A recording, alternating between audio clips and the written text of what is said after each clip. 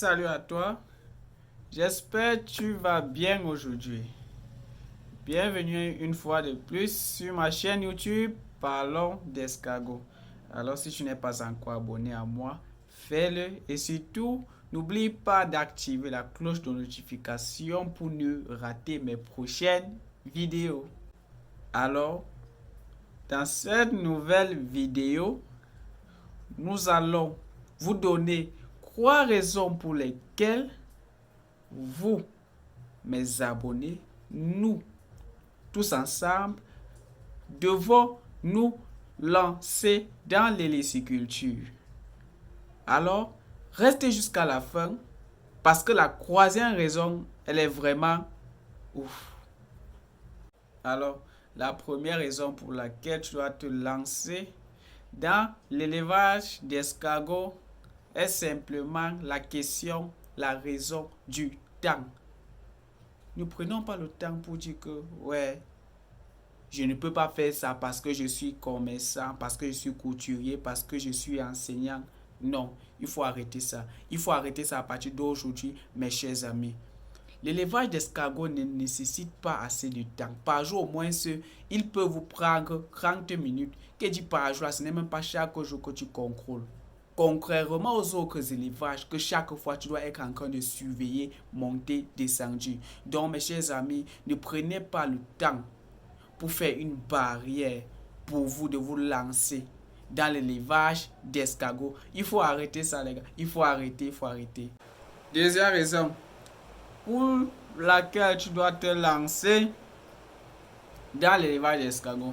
Certaines personnes pour habitude de dire que si je me lance peut-être dans l'élevage des pondeuses, combien est-ce que je vais dépenser pour la composition ou pour leur provente, pour leur aliment? L'escargot, ce n'est pas le cas, mes chers amis. L'escargot, ce n'est pas le cas. Les escargots sont les animaux qui mangent un peu de tout. On peut un peu les considérer comme les porcs, mais ils ne sont pas ça. On peut les considérer comme les porcs. Bon, les escargots se nourrissent en général ou généralement des fruits et légumes. Quand je parle de fruits, je peux vous donner un exemple comme la papaye.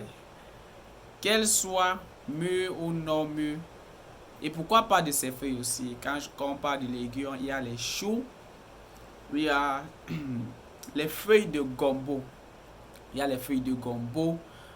Comme fruits aussi, nous pouvons avoir les concombres. Le concombre, je ne sais pas si tu connais, c'est un truc long, noir comme ça, oui.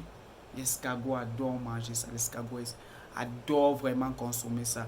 Donc, si vous voulez vous lancer dans l'élevage d'escargots, ce n'est pas compliqué en termes d'aliments. Ils peuvent manger les déchets des fruits et légumes. Donc, vous pouvez vous abonner à une baille de votre secteur, de votre quartier ou de votre marché. Et aussi, ça dépend de l'échelle ou de l'objectif que vous avez. Si c'est que l'élevage est dans un but commercial ou industriel, genre vous allez commercialiser après, vous devez faire une composition dans la provence d'escargot. Et vous pouvez faire ça chez vous, vous-même. Ne me demandez pas comment parce que je vais faire une autre vidéo exclusivement pour vous montrer comment faire votre propre composition de provence pour escargot. Et puis la troisième raison la troisième et la dernière raison pour laquelle tu dois te lancer dans l'élevage des escargots. Par rapport, on capte l'argent et encore l'argent. Voilà. Nombreuses sont les personnes qui disent que je ne peux pas faire ceci ou cela parce que je n'ai pas assez d'argent. Bon, le terme qu'on utilise au quartier, moi-même j'utilise souvent c'est je n'ai pas le capital. Bon, bref, le capital est toujours s'ancre des nerfs. Voilà.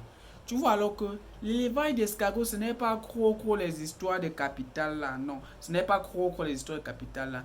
Avec une somme bien minime, je dis bien, tu peux débuter ton élevage d'escargots. Tu peux débuter dans l'héliciculture et au fur et à mesure, je dis bien, tu vas progresser. Donc l'élevage d'escargots n'est pas peut-être comme, je vais toujours faire la comparaison, comme les autres élevages.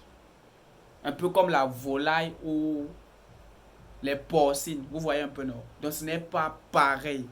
L'élevage d'escargot ne nécessite pas assez de capital. Ça ne nécessite pas assez de capital. Donc on n'a pas besoin d'assez d'argent, d'énormément d'argent pour se lancer dans l'héliciculture. Alors arrêtez de prendre, je dis bien arrêtez de prendre pour prétexte le manque d'argent, le manque de moyens pour vous lancer dans l'héliciculture. D'autres personnes vont sans doute me demander que on peut se lancer dans l'héliciculture avec quelle somme. Soyez sans crainte, je vais vous le dire dans mes vidéos suivantes. Alors, ensemble les gars.